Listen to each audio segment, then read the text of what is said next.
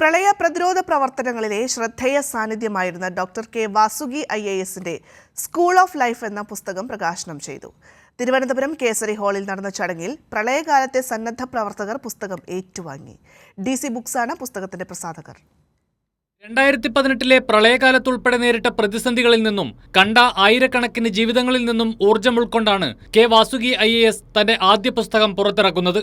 പുസ്തക പ്രകാശന ചടങ്ങിൽ പങ്കെടുത്തതാകട്ടെ പ്രളയകാലത്തും ഔദ്യോഗിക ജീവിതത്തിലും ഒപ്പം നിന്നവരും സന്നദ്ധ പ്രവർത്തകരും. പ്രളയസമയത്ത് തിരുവനന്തപുരം കളക്ടറായിരിക്കെ ഉണ്ടായിരുന്ന ടാസ്ക് ഫോഴ്സിലെ വോളണ്ടിയർമാർക്ക് നൽകിയാണ് പുസ്തകം പ്രകാശനം ചെയ്തത്.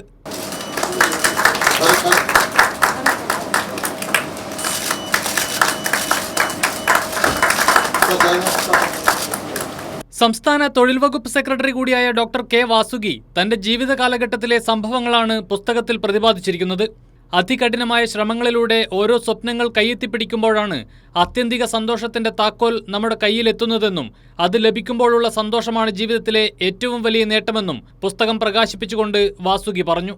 ആ ഒരു സ്പിരിറ്റ് ഓഫ് ഹ്യൂമാനിറ്റി വളരെ ആഴത്തിൽ അതെന്നെ എങ്ങനെ പറയാം ഒരു ഊർജ്ജം നൽകി എനിക്ക് ഒരുപാട് കാര്യങ്ങൾ ചെയ്യാൻ പറ്റും. ഈ ലോകത്ത് ഇനിയും ഈ ഒരു മനുഷ്യത്വവും എല്ലാ ദിവസവും നമുക്ക് ഉണ്ടാക്കിയെടുത്താൽ അത് പ്രളയത്തിന്റെ സമയമോ അല്ലെങ്കിൽ ഒരു ദുരന്തത്തിന്റെ സമയമോ അല്ലെങ്കിൽ ഒരു വലിയ ഒരു വെല്ലുവിളി വരുന്ന സമയത്ത് മാത്രം കാണാൻ പറ്റുന്ന ഒരു സാധനമാക്കാതെ ഒരു ദിവസവും കാണാൻ പറ്റും എന്ന ഒരു വിശ്വാസം ഈ വോളണ്ടിയേഴ്സ് ആണ് എനിക്ക് ഏർപ്പെടുത്തി കൊടുത്തത്. DC ബുക്സാണ് പുസ്തകത്തിന്റെ പ്രസാധകർ.